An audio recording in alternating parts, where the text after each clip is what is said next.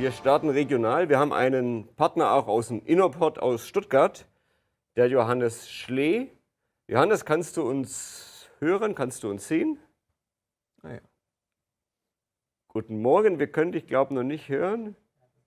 Dein Mikro So, müsstest du jetzt bin ich anstellen. da. Ich hoffe, ihr hört mich. Ja, jetzt hören wir Sehr dich. schön, Johannes. Wunderbar. Und von wo schaltest du dich zu? Du musst nachher nach München, habe ich erfahren, und hast noch einen wichtigen Termin hoffentlich in Sachen GreenTech. Ja, also Stuttgart, wie gesagt, im tiefsten Schwabenland, wie der Name auch sagt.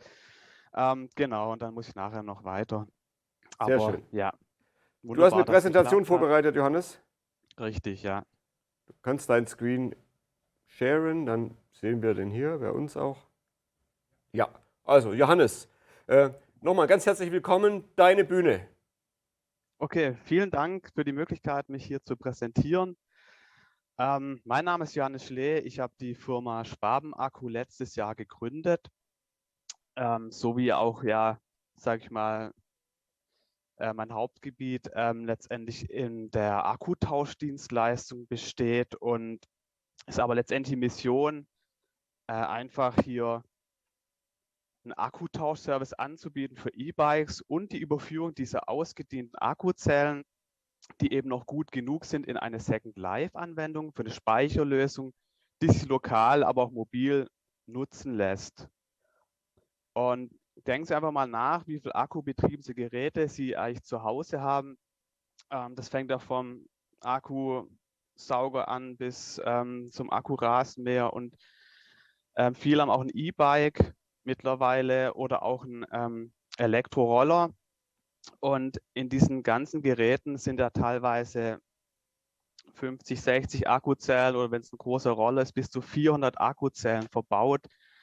Die Frage ist natürlich, was passiert denn mit diesen Akkus, wenn sie in der Leistung nachlassen, was oft, sage ich, nach 5 bis 7 Jahren der Fall ist. Und genau hier kommt nämlich Schwaben Akku ins Spiel. Denn mein Geschäftsvorhaben will einen Bedarf am Markt befriedigen und ein echtes Kundenproblem lösen. Davor möchte ich aber meine Vision zeigen. Das ist nämlich eine Kreislaufwirtschaft. Zum einen sehen wir auf der linken Seite im ersten Segment sind neue Zellen, die verbaue ich. Wenn der Kunde kommt mit seinem alten E-Bike-Akku, kommen da neue Zellen rein, dass er wieder die alte Reichweite, die er davor hat. Und im zweiten Segment diese gebrauchten Zellen, die, wenn sie noch gut genug sind, werden in milderes Lastprofil überführt, nämlich zum Beispiel einen Kleinspeicher, der oft Anwendung findet unterwegs. Jeder braucht eine Powerbank, jeder braucht Energie überall.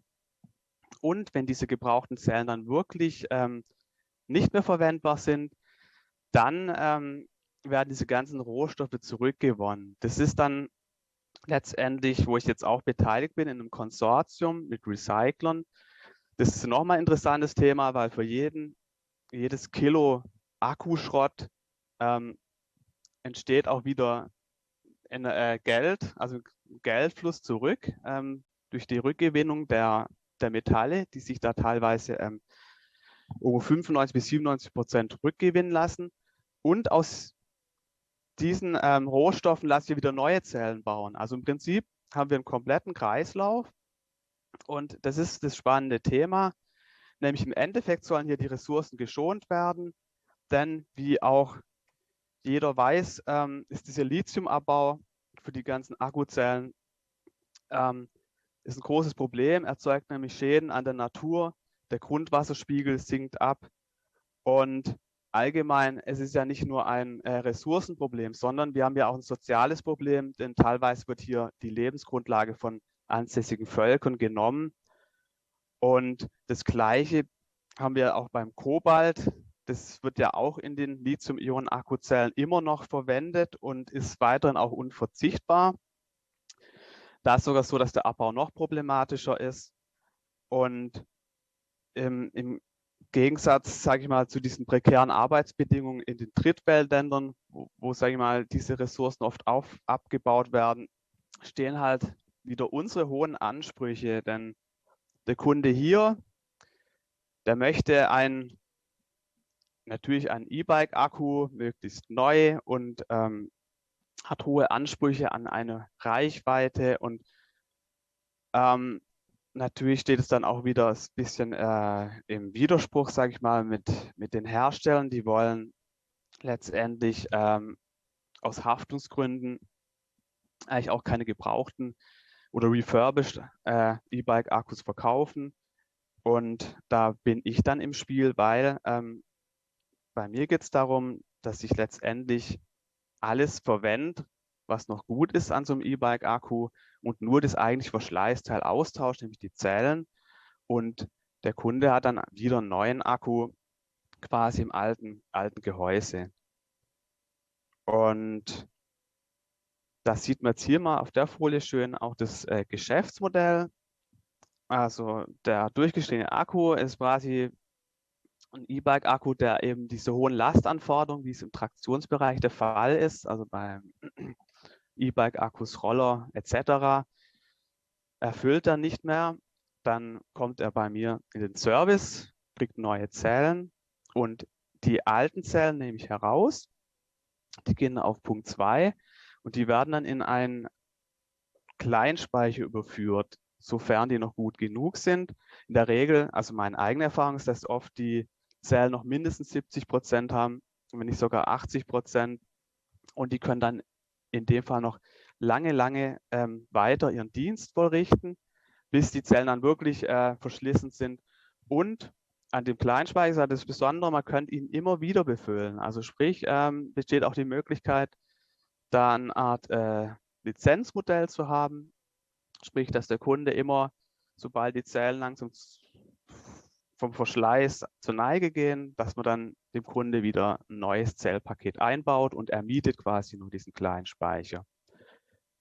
So, der aktuelle Entwicklungsstand ist so, diese Zellentauschdienstleistung an E-Bike-Akkus, die ist schon erfolgreich am Markt positioniert. Also das mache ich schon seit geraumer Zeit, habe da auch ein gutes Feedback. Ein Prototyp von diesem Second Life Kleinspeicher, das ist aktuell im Bau. Also da läuft auch eine Entwicklung. Das soll universell verwendbar sein. Also sprich auch mit 230 Volt Anschluss, 12 Volt USB. Also dass der Kunde, sage ich mal, autark ist. Und dieser Speicher soll sich auch über Solar wieder aufladen lassen. Also sprich ein hochinteressantes Thema, gerade jetzt auch, wenn man jetzt mal nach Afrika guckt. Da hat fast jeder Afrikaner ein Handy, aber das Problem der Verfügbarkeit von Strom ist dort sehr schlecht und da ist eine Speicherlösung ein perfekter Einsatzort. Dann diese Ressourcen für den Ankauf von gebrauchten Zellen, das ist auch erschlossen. Also ich habe da schon Abnehmer. Um jetzt, sage ich mal, einen Overstock an Akkuzellen kann ich auch wieder verkaufen und die werden dann auch überführt in große Speicherlösungen für Häuser zum Beispiel. Also das ist ein interessantes Thema. Was das Alleinstellungsmerkmal ist von uns letztendlich, dass wir einen besonders ökologischen Kleinspeicher hier haben, der recycelte Akkuzellen hat. Und dieses Konzept ist mir noch nicht bekannt. Also auch nach Recherche gibt es noch keinen Kleinspeicher mit Second Life Zellen. Es gibt es zwar im großen Stil, aber hier ist eine Marktlücke, wo wir da eben ein Produkt eben einbringen möchten für den Endkunde, das natürlich auch preiswert ist. Die Weitergabe der aktuellsten Akkutechnologie ist natürlich auch möglich. Das heißt, jeder Kunde, der kommt mit dem Akku, der jetzt 6, 7 Jahre alt ist, kriegt Zellen mit einer aktuellen Zellchemie. Dadurch ist noch eine Kapazitätssteigerung möglich, mehr Reichweite und hat dadurch natürlich nochmal einen Benefit, sage ich mal, gegenüber einem baugleichen Akku. Da kann man dann noch oft Steigerungen machen. Was auch natürlich Bestandteil ist von unserer Dienstleistung, das flexible Serviceangebot. Also das heißt, es wird auch repariert. Also das ist aktuell auch eine relativ hohe Nachfrage für die Reparatur von E-Bike-Akkus, da oft wirklich Kleinteile im Centbereich defekt sind und so ein 600, 700 Euro Akku einfach lahmlegen, das muss nicht sein, weil ich erlebe es eigentlich ja, tagtäglich, wenn ich irgendwo Akkus ankaufe oder abhole, Das sind viele Akkus dabei, also sagen wir roundabout 50%, die sich noch retten lassen, die sonst einfach in die Tonne landen. Und für jeden geretteten Akku wird ja quasi eine Ressource geschont. So, was noch? Technische Expertise im Bereich Akkuanwendung, die ist vorhanden. Und was natürlich auch wichtig ist, da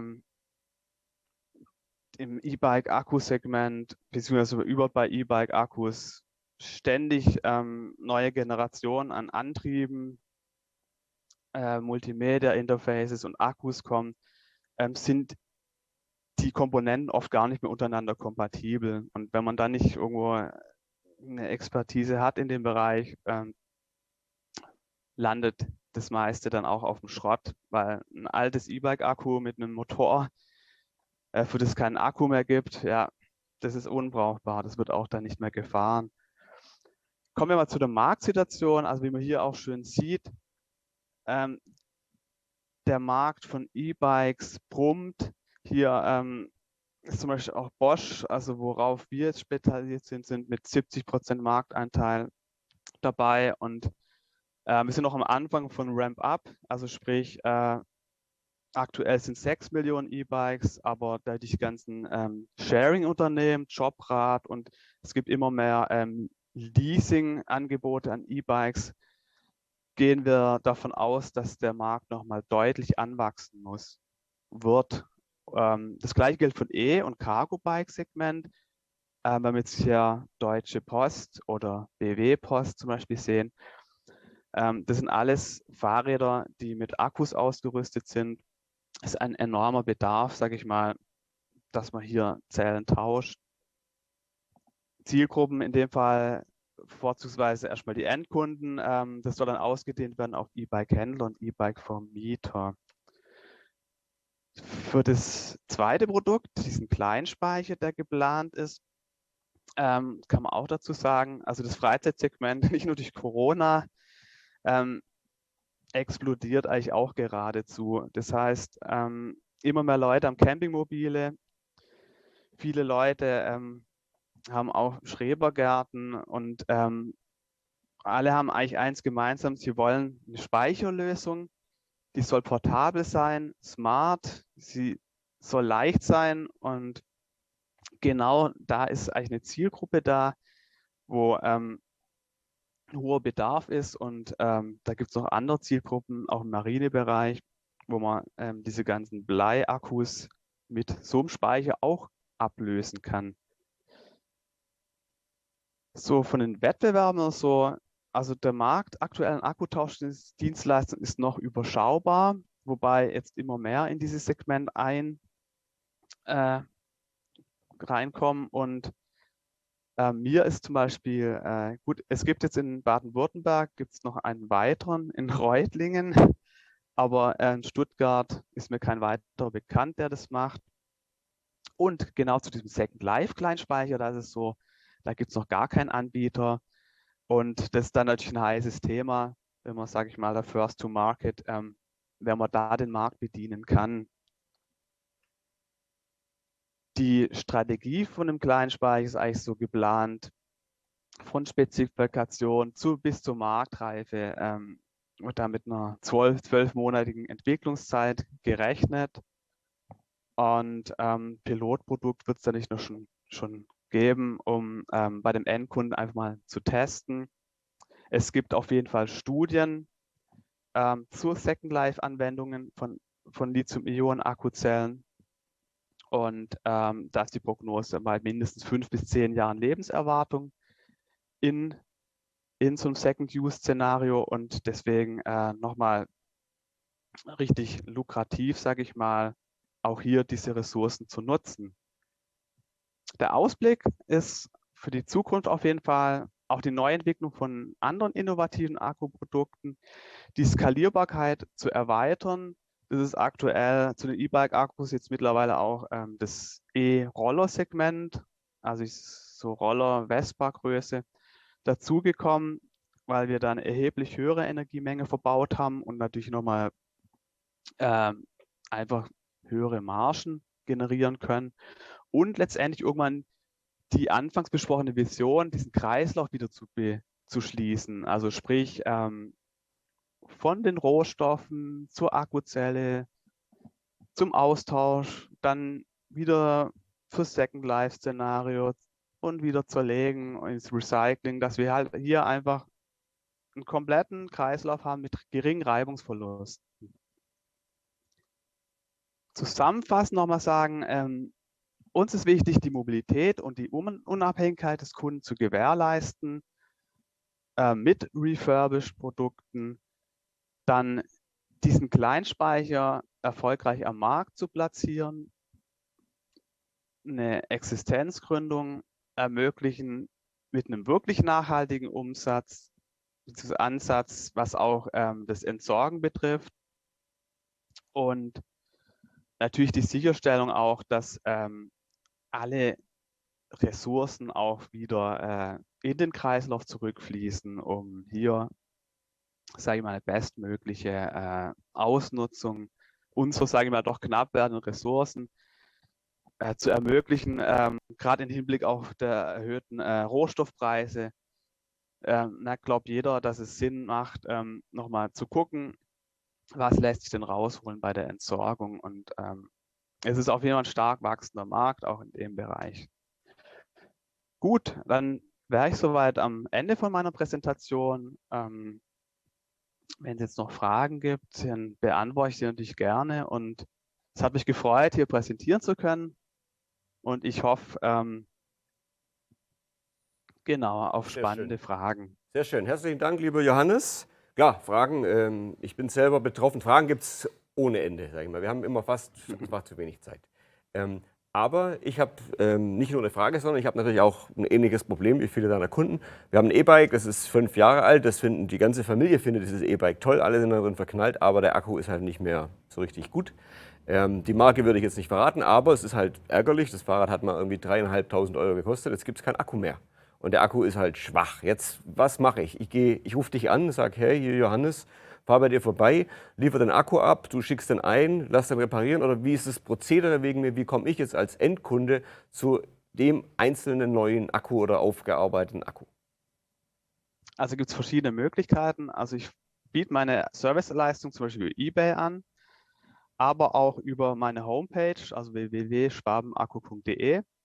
Dort kann man eine E-Bike-Reparatur buchen. Wenn ich weiß, die Daten, dann kann ich auch einen Kostenvoranschlag erstellen. Und im Prinzip ist es so, man kann den Akku vorbeibringen, aber man kann dann auch natürlich per Post zuschicken.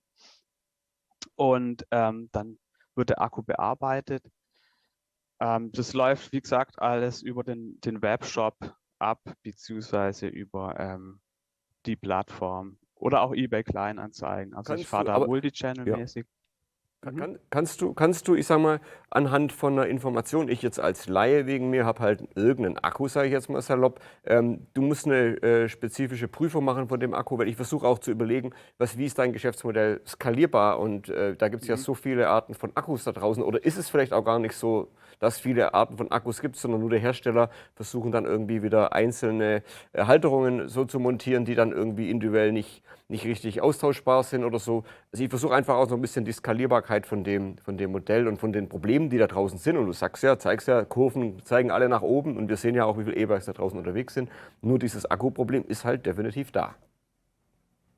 Ja gut, genau muss man nicht sagen, irgendwo muss man sich spezialisieren, weil die Vielfalt ist gigantisch. Also es gibt unheimlich viele E-Bike-Akkus und leider auch viele Kundenanfragen, wo, sage ich mal, der E-Bike-Hersteller insolvent gegangen ist, beziehungsweise diese Akkus auch nicht mehr herstellt, die dann aber auch so hochtechnologisch sind, dass dann eine Software läuft, wo man, sage ich mal, wenn man das Equipment nicht hat, dann kann man es eben dann auch leider nicht mehr reparieren. Aber ich bin hauptsächlich spezialisiert auf Bosch, und da klappt das alles sehr gut.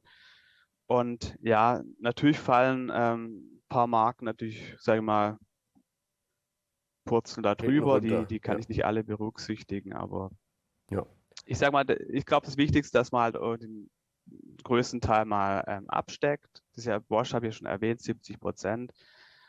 dass man da auf jeden Fall mal eine Alternative anbietet zur Reparatur, zum Zellentauschen. Okay. Billa, du hast doch auch ein paar Fragen. Du hast hast ein E-Bike? Nee? Nee, E-Bike habe ich nicht. Ich versuche es noch normal. Ich habe eine bisschen allgemeinere Frage, und zwar, jetzt der Anstieg ist ja wirklich enorm gewesen mit E-Cars, E-Bikes und E-Rollern. Allerdings ist dann die Sammelquote deutlich runtergegangen, und zwar 2020 waren das 46%. Weißt du zufällig, woran das lag? Oder hast du eine Antwort für eventuell? Und ich bitten, Johannes, wir haben ein bisschen ein Zeitproblem tatsächlich. Ja. Also wenn du vielleicht die Frage kurz ein bisschen zusammenfassen könntest, weil ich weiß, da könntest du bestimmt 3 Minuten was dazu sagen. Ja? Aber wir nehmen Fragen auch gerne nochmal wegen mir in unseren Redaktionskanal, redaktion@greentech.live. Da könnte man gegebenenfalls die ganzen Fragen auch nochmal bündeln. Aber gerne nochmal die Antwort für den Bela, bitte, Johannes. Also im Prinzip, sage ich mal, muss es so rechnen, 5 bis 7 Jahre dauert es, bis so ein Akku verschlissen ist. Und in dem Fall, sagen wir so 2014, war es so eine erste Boomwelle. Also im Prinzip müsste eigentlich jetzt ein hoher Rücklauf da sein. Also ich erlebe zumindest, dass relativ viele Akkus momentan zurückgegeben werden. Beziehungsweise 2020, das war wahrscheinlich so ein Zeitraum, ja, wo es dann so langsam angefangen hat. Also diese Einbuße, das kann ich jetzt schlecht sagen, woran Und das du hast ja auch skizziert wegen mir, die Zahlen sind zwar wahrscheinlich relevant, aber sie sind ja noch 2 Jahre alt. Und wenn du, so wie du skizziert hast, auch den Markt anguckst, die letzten 2 Jahre, da hat sich ja auch Corona-bedingt und so wahnsinnig viel getan. Also tut mir ganz schrecklich leid, dass wir jetzt praktisch an der Stelle auch schon weitermachen müssen, Johannes. Also es war super, dass du dabei warst. Wir würden sehr gern da ein Follow-up machen. Du bist ja auch hier Part des InnoPods und so. Wir laufen uns da hoffentlich auch bald mal über den Weg, wenn es wieder losgeht. Hat viel Spaß gemacht. Wir müssten kurz in eine Pause, 3 Minuten, dann geht es weiter. Wir schalten nach Holland zu Stefan van Sappen von TP Vision, aber kurz noch eine 3-minütige Umbaupause. Johannes, ganz herzlichen Dank nochmal, dass du dabei warst und hoffentlich bis bald und super spannendes, ambitioniertes Projekt. Ciao.